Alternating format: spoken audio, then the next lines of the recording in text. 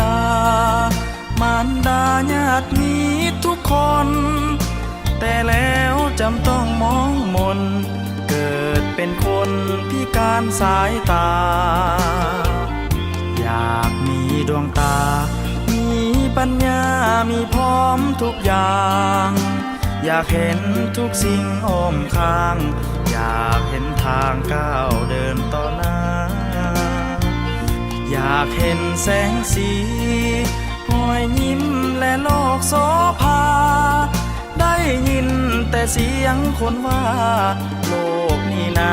มีความงดงามแต่แล้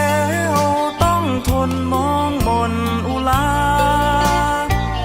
เกิดมาพิการสมสารในโล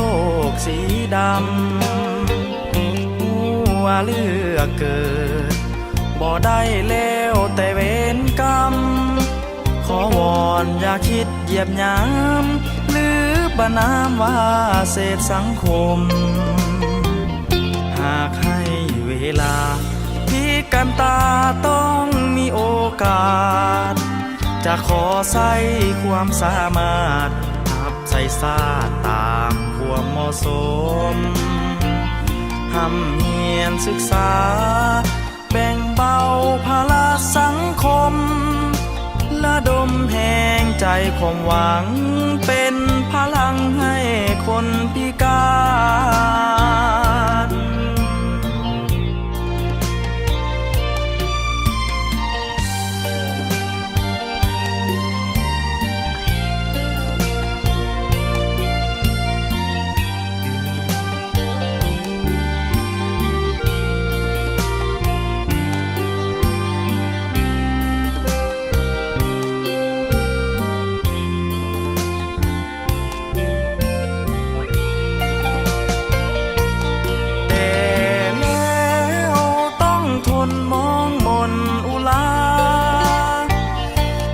มาพิการ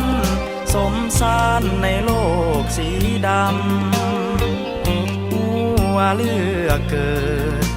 บ่ได้แล้วแต่เวรกรรมขอวอนอย่าคิดเหยียบหยามหรือประณามว่าเศษสังคมหากให้เวลาพิการตาต้องมีโอกาสจะขอใส่ความสามารถหับใส่ซาตามความเหมาะสมห้ำเฮียนศึกษาแบ่งเบาภาระสังคมระดมแห่งใจความหวังเป็นพลังให้คนพิการ